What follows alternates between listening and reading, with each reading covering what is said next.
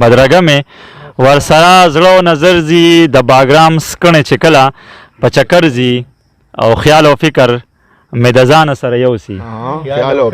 خیال او فکر مې د ځانه سره یوځي هغه باد چې په طرف د اشنغر ځي خیال او فکر مې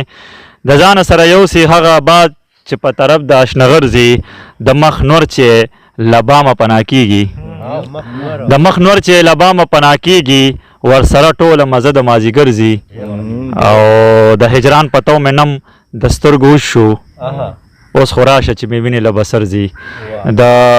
ارواحات شاعر او د اشنغر ښایسته شاعر شهزاده ملنګ په دې شعرونو باندې زه زمونږ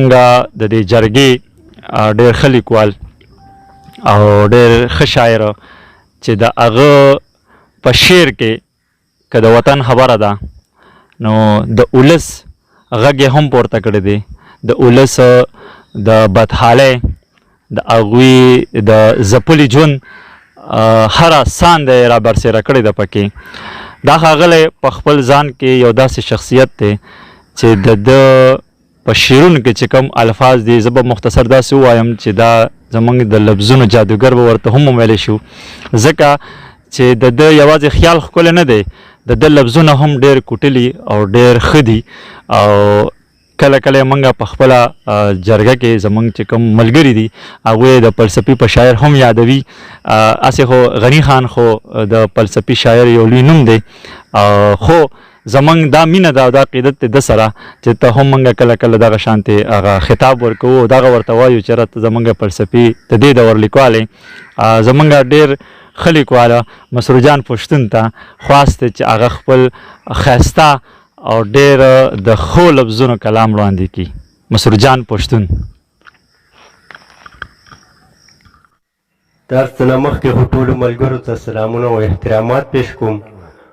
او بیا چې قیوم صاحب دا کوم لفظونه زموږ دپاره وکارول شاید زه به دومره نه یم خو د قیوم صاحب مینه ده د هغه خو زر ځله د دې ستاینې قربان شم ډېره ډېره مننه د غزل مطلب یم چې د ګل حسن پیکه شو د ګل حسن پیکه شو نشه وخته د بنګ د ګل حسن پیکه شو نشه وخته د بنګ او بورا د ګل نه وغوښتو د سرو شونډو قلنګ مننه او د ګل حسن پیکه شو نشه وخته د بنګ او بورا د ګل نه وغوښتو د سرو شونډو قلنګ چنار غوندې ولاړ په خپل قامت کې ومدنګ چنار غوندې ولاړ په خپل قامت کې ومدنګ او سوځېږمه د خپل احساس لمبو کړمه راړنګ چنار غوندې ولاړ په خپل قامت کې ومدنګ او سوځېږمه د خپل احساس لمبو کړمه راړنګ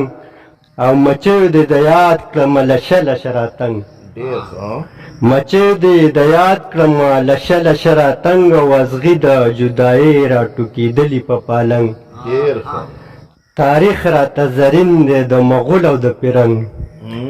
تاریخ راته زرین دی د مغول او د پیرنګ او خوشحاله ته به څوک وي چې اتل مو شي یو رنګ تاریخ راته زرین دی د مغول او د پیرنګ او خوشحاله ته به څوک وي چې اتل مو شي یو رنګ او سواره د ننګ په نیلې راګوزار یو لګړنګ سواره د ننګ په نیلې راګوزار یو لګړنګ او شملې راکوزي شوي او حل شوی ترېنه لنګ مننه او ټوپکې ساتل شوي تورې هم نه دي لازنګ ټوپکې ساتل شوي تورې هم نه دي لازنګ او نه ستړي کړلو جنګ او نه مو ستړی کړلو جنګ ډېره مننه او مابین کې یو حیران د اژدها او د نهنګ مابین کې یو حیران د اژدها او د نهنګ او ژوندونه څومره ښکلي او څومره ډېر شولې بدرنګ مابین کې یو حیران د اژدها او د نهنګ او ژوندونه څومره ښکلي څومره ډېر شولې بدرنګ او اوس هسې په بېسو قدر ولاړ لکه ملنګ اوس هسې په بېسو قدر ولاړ لکه ملنګ او یو وخت په کچکول کې مې راوړی و لونګ مننه او منمه د مسروره د ادب او د فرهنګ منمه دې مسروره د ادب او د فرهنګ او د کاڼو نه دې وویستلې چغې د آهنګ منمه دې مسروره د ادب او د فرهنګ او د کاڼو نه دې وویستلې چغې د آهنګ ډېره مننه او د ګل حسن پیکشو نشه وخته د بنګ او بورا د ګل نه وغوښتو د سرو شونډو قلم